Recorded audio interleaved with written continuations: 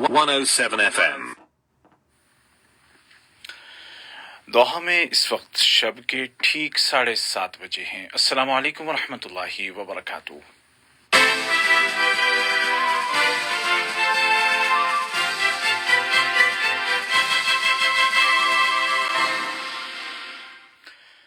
یہ اردو ریڈیو قطر ہے۔ اب آپ عبید طاہر سے آج کا دوسرا نشریہ سماعت کیجیے۔ ابتدا میں پیش خدمت ہیں اس وقت کی اہم سرخیاں۔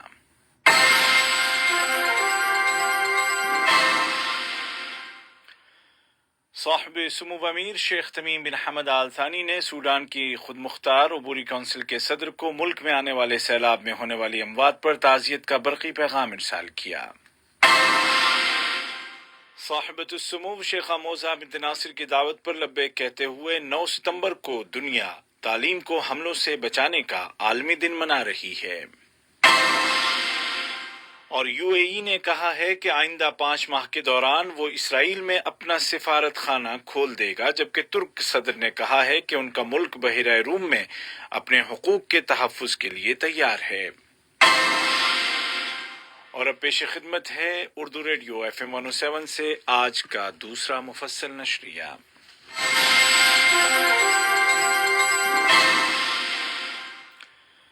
بسم اللہ الرحمن الرحیم۔ صاحب سمو امیر شیخ تمیم بن حمد آل ثانی نے سوڈان کی خود مختار عبوری کونسل کے صدر جنرل عبدالفتاح البرہان کو ملک میں آنے والے سیلابوں میں ہونے والی اموات پر تعزیت کا برقی پیغام ارسال کیا۔ اپنے پیغام میں صاحب سمو امیر نے زخمیوں کی جلد صحت یابی کے لیے نیک تمناؤں کا اظہار کیا۔ نائب امیر شیخ عبداللہ بن حمد آل ثانی نے بھی اسی مناسبت سے سوڈان کی خود مختار عبوری کونسل کے سربراہ کو تعزیت کا تار روانہ کیا۔ وزیر اعظم و وزیر داخلہ شیخ خالد بن خلیفہ بن عبدالعزیز آل ثانی نے سوڈان کے وزیر اعظم ڈاکٹر عبداللہ حمدوک کو سیلابوں میں ہونے والے جانی نقصان پر تعزیت کا برقی تار ارسال کیا اور زخمیوں کی جلد شفایابی کے لیے نیک خواہشات ظاہر کیں۔ 9 ستمبر کو تعلیم کو حملوں سے بچانے کا عالمی دن منایا جا رہا ہے۔ یہ وہ فیصلہ ہے جس کی دعوت قطر فاؤنڈیشن کی گورننگ کونسل کی چیئرپرسن اور اقوام متحدہ کی پائیدار ترقی کے اہداف کا دفاع کرنے والے گروپ کی رکن شیخہ موزہ بنت ناصر نے دی تھی۔ شیخہ موزہ بنت ناصر کی اس دعوت کو ریاست قطر نے ایک تحریک کی صورت اپنایا اور اس کے حق میں عالمی رائے عامہ کو ہموار کیا تاکہ تعلیمی سلسلے کو جان بوجھ کر حملوں اور مسلح تشدد کا نشانہ بنانے والوں کا احتساب کیا جا سکے، جس سے پوری دنیا میں بچے تکلیفیں اٹھا رہے ہیں۔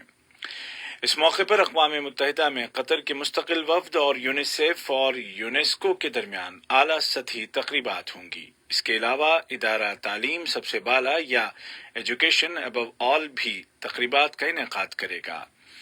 اس ادارے نے اقوام متحدہ کی مختلف تنظیموں اور قطر ترقیاتی فنڈ کے تعاون سے تعلیمی سلسلے کو حملوں سے بچانے کے لیے ایک عالمی کیمپین شروع کی۔ اس کے علاوہ ہمارے مستقبل کو بچاؤ سلوگن کے تحت بھی ایک کیمپین آغاز کی ہے۔ عالمی سطح پر سلامتی اور سیکیورٹی کو عام کرنے کے ضمن میں قطر کی بین الاقوامی کوششوں کے تحت دوحہ اعلامیہ کو نافذ کرنے والے عالمی پروگرام نے کرغزستان اور ازبکستان میں 2 کہانیاں نشر کی ہیں۔ دوحہ اعلامیہ میں شامل سفارشات پر عمل درآمد کے لیے قطر نے $49 ملین سے زیادہ لاگت کے ایک انٹرنیشنل پروگرام کی فنڈنگ کی ہے۔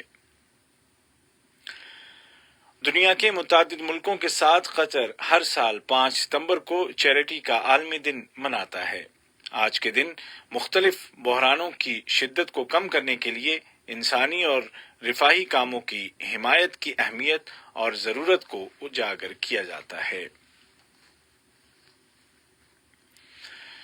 قطر میں کورونا وائرس کے پھیلاؤ کی کامیابی کے ساتھ روک تھام جاری ہے۔ وزارت صحت نے اعلان کیا ہے کہ 5 ستمبر 2020 کو یعنی آج ملک میں کووڈ-19 کے 227 نئے کیس رجسٹر کیے گئے ہیں، جبکہ گزشتہ 24 گھنٹوں کے دوران ایک شخص کی اس بیماری سے وفات ہو گئی ہے۔ وزارتی بیان میں مزید کہا گیا ہے کہ آج مزید 242 مریض ریکور ہو گئے ہیں اور اس طرح شفایاب ہونے والوں کی تعداد بڑھ کر 1,16,780 ہو گئی ہے۔ یہ اعداد و شمار جہاں قطر کی کامیابی ظاہر کرتے ہیں، وہیں اس طرف بھی اشارہ کرتے ہیں کہ لاپرواہی نہ برتی جائے بلکہ احتیاطی تدابیر پر مزید سختی اور پابندی کے ساتھ عمل کیا جائے۔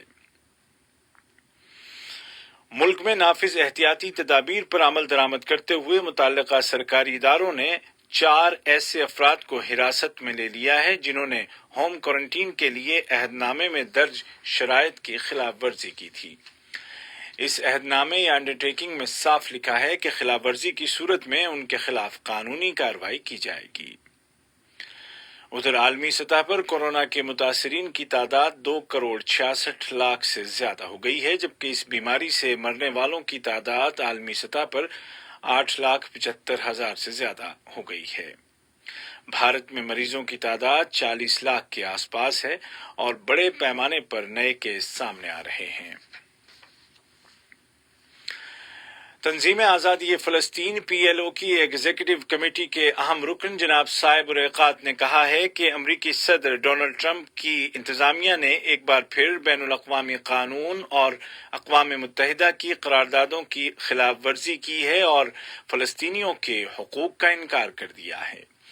انہوں نے کہا کہ امریکہ نے بعض ملکوں پر دباؤ ڈالا ہے کہ وہ مقبوضہ مشرقی بیت المقدس کی اسرائیل میں غیر آئینی اور غیر قانونی شمولیت کو تسلیم کرتے ہوئے مشرقی بیت المقدس کو اسرائیل کا دارالحکومت مان لیں تاکہ اس کے توسیع پسندانہ عزائم پورے ہو سکیں۔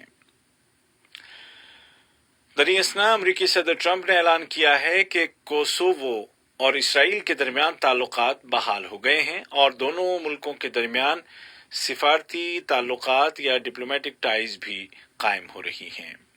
صدر ٹرمپ نے مزید کہا کہ کوسوو اور سربیا دونوں اسرائیل میں اپنے سفارت خانے بیت المقدس میں کھولیں گے۔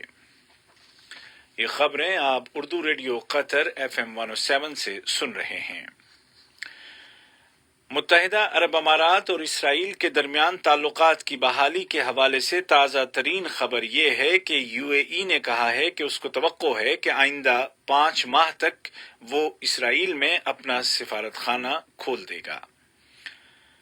دوسری جانب اسرائیلی وزیر اعظم بنیامین نتنیاہو نے ایک بار پھر UAE کو F-35 جنگی طیارے بیچنے پر عدم رضامندی کا اظہار کیا ہے۔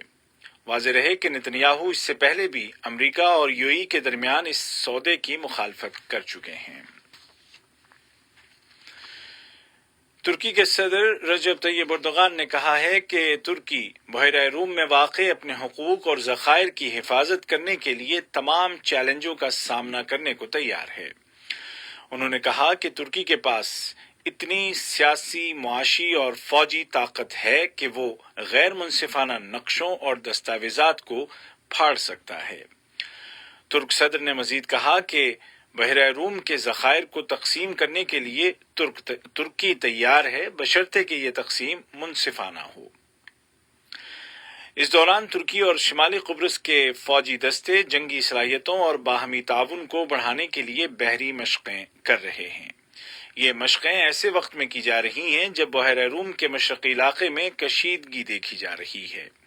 یہ کشیدگی اس وقت شروع ہوئی جب یونان نے قبرص کے رومی حصے اور بعض علاقائی ملکوں کے ساتھ مل کر بحری علاقوں کے متعلق یک طرفہ اقدامات اٹھانا شروع کر دیے۔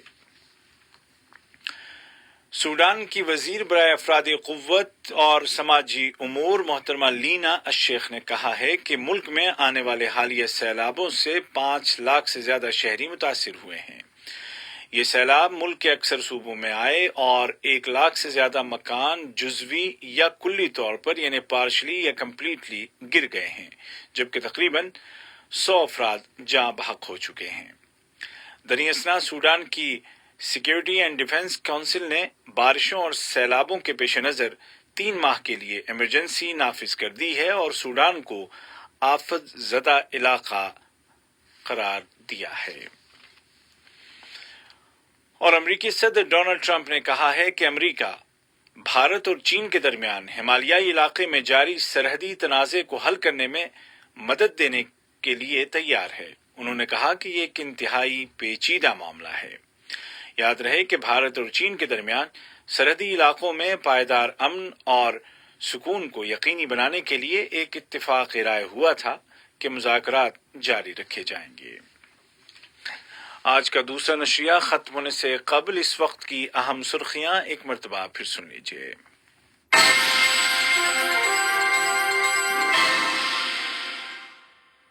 صاحب سمو امیر شیخ تمیم بن حمد آل ثانی نے سوڈان کی خود مختار عبوری کونسل کے صدر کو ملک میں آنے والے سیلاب میں ہونے والی اموات پر تعزیت کا برقی پیغام ارسال کیا۔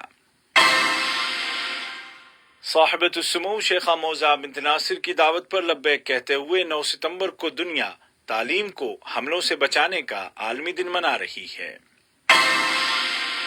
اور UAE نے توقع ظاہر کی ہے کہ آئندہ 5 ماہ کے دوران وہ اسرائیل میں اپنا سفارت خانہ کھول دے گا، جبکہ ترک صدر نے کہا ہے کہ ان کا ملک بحیرہ روم میں اپنے حقوق کے تحفظ کے لیے تیار ہے۔ اردو ریڈیو قطر FM 107 سے آج کا دوسرا اور آخری نشریہ اپنے اختتام کو پہنچا۔ ہمارا اگلا نیوز بلیٹن کل صبح ٹھیک 9 بجے نشر کیا جائے گا۔ آج کے اس بلیٹن کو آپ تک پہنچانے میں ہماری تکنیکی معاونت کی جاسم الحداد نے۔